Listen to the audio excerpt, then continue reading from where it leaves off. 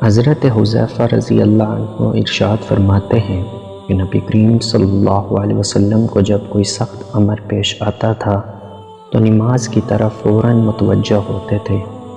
فائدہ میں لکھتے ہیں کہ نماز اللہ کی بڑی رحمت ہے، اس لیے ہر پریشانی کے وقت ادھر متوجہ ہو جانا گویا اللہ کی رحمت کی طرف متوجہ ہو جانا ہے، اور جب کوئی رحمت الہی مساعد و مددگار ہو تو پھر کیا مجال ہے کسی پریشانی کی کہ باقی رہے۔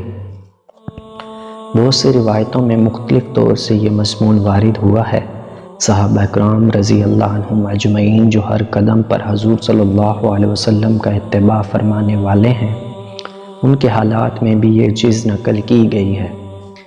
حضرت ابو ذر رضی اللہ عنہ فرماتے ہیں کہ جب آندھی چلتی تو حضور اقدس صلی اللہ علیہ وسلم فوراً مسجد میں تشریف لے جاتے تھے، اور جب تک آندھی بند نہ ہو جاتی مسجد سے نہ نکلتے۔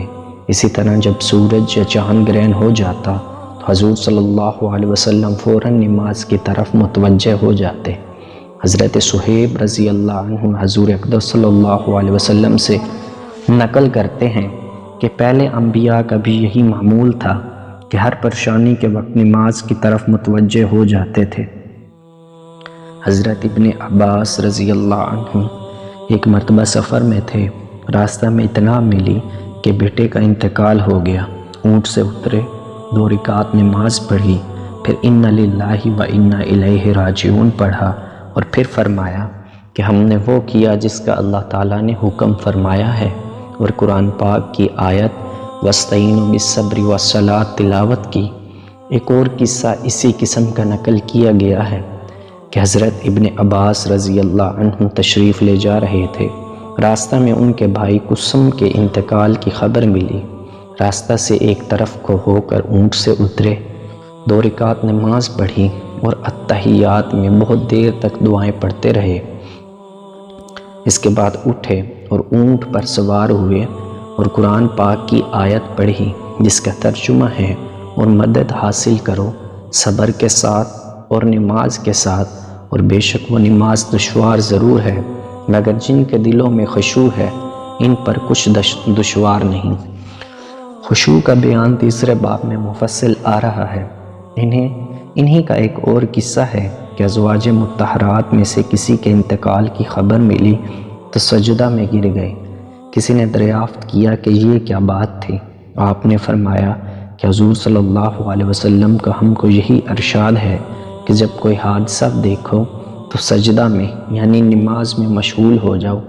اس سے بڑا حادثہ اور کیا ہوگا کہ ام المومنین کا انتقال ہو گیا۔ حضرت عبادہ رضی اللہ عنہ کے انتقال کا وقت جب قریب آیا تو جو لوگ وہاں موجود تھے ان سے فرمایا کہ میں ہر شخص کو اس سے روکتا ہوں کہ وہ مجھے روئے اور جب میری روح نکل جائے تو ہر شخص وضو کرے اور اچھی طرح سے آداب کی رعایت رکھتے ہوئے وضو کرے، پھر مسجد میں جائے اور نماز پڑھ کر میرے واسطے استغفار کرے، اس لیے کہ اللہ جل شانہ نے وَاسْتَعِینُوا بِالصَّبْرِ وَالصَّلَاةِ کا حکم فرمایا ہے۔ اس کے بعد مجھے قبر کے گڑھے میں پہنچا دینا۔ حضرت ام کلثوم رضی اللہ عنہا کے خاوند حضرت عبد الرحمن رضی اللہ عنہ بیمار تھے، اور ایک دفعہ ایسی سکتہ کی سی حالت ہو گئی کہ سب نے انتقال ہو جانا تجویز کر لیا۔ حضرت ام کلثوم رضی اللہ عنہا اٹھی اور نماز کی نیت باندھ لی۔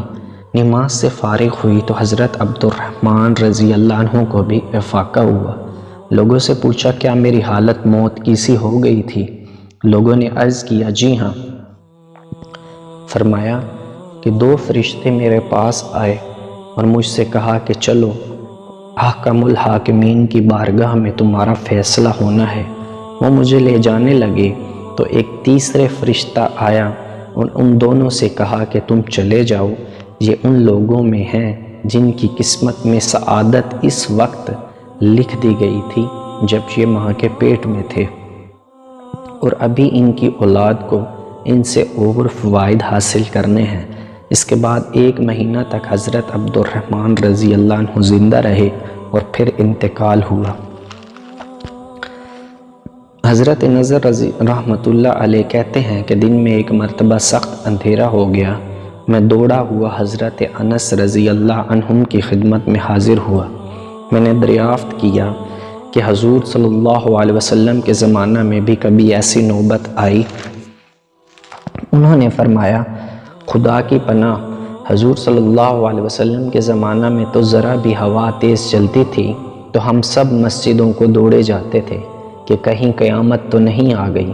عبداللہ بن سلام رضی اللہ عنہ کہتے ہیں کہ جب نبی کریم صلی اللہ علیہ وسلم کے گھر والوں پر کسی قسم کی تنگی پیش آتی تو ان کو نماز کا حکم فرمایا کرتے اور یہ آیت تلاوت فرماتے تھے جس کا ترجمہ ہے، اپنے گھر والوں کو نماز کا حکم کرتے رہیے اور خود بھی اس کا اہتمام کیجیے، ہم آپ سے روزی کموانا نہیں چاہتے، روزی تو آپ کو ہم دیں گے۔